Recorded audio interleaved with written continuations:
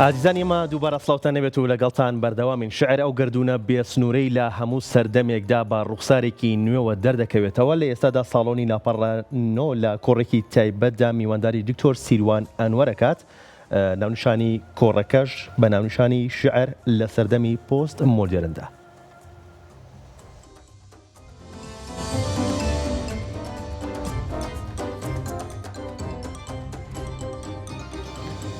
بە ئامادەبوونی نووسران و ڕۆشنبیران ساڵۆنی لاپەڕەنۆی ناوەندی هەولێری مەکتەبی ڕاگەیاندن و هۆشیاری یەکێتی نیشتیمانی کوردستان کۆڕێکی بۆ پرۆفیسۆری یاریدەر دکتۆر سیروان ئەنوەرمەجید بە ناونیشانی شعر لە سەردەمی پۆست مۆدێرندا ئەنجامدا. هەر لە کۆڕەکەدا دکتۆر سیروان ئەنوەر چەند شعرێکی بۆ ئامادەبووان خوێندەوە بە زمانەکانی کوردی و عەرەبی و ئینگلیزی.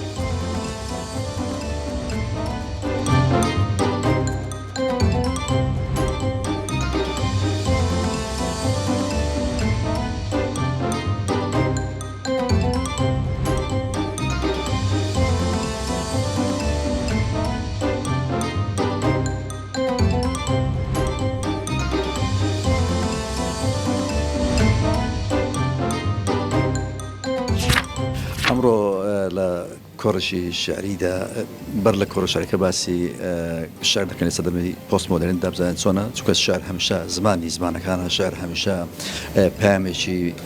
پامێکی گرینگە بۆ کەسانی دەوروبەرەوە، پامێکە هەموو خەڵک حەزی پێ دەکەوە، زیاتر هەستەکان دەجولێنەوە زیاتر بۆ ئەوی هەمیشە تۆ گەرە دڵەکان بۆی عەقڵەکانی زیاتر دەبێت. بۆیە لێرە باسی شعر دەکەین جا لە ئێستادا ڕۆلی چیەوە پێشتر چۆن بوو، لە ئێستا کاریگەری چۆنە و ئایا شاعر لە پۆست مۆدێرندا هەمان ئەو شێوازەیە پێشتر وەخت ئەو زاهرە شعریانە چیە کە لە پۆست مۆدێرندایە لەوانی تر نیە.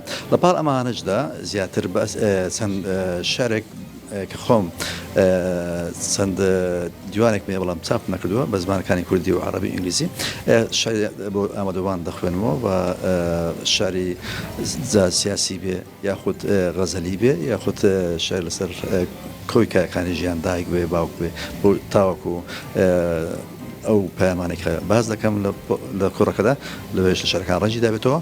هەمیش گوێگران ئەوانێکە حازرن و ئەوانێکە لێرە ئامادەبوون حەز بە گوێبیستی شعری تازە و نوێ دەکەن.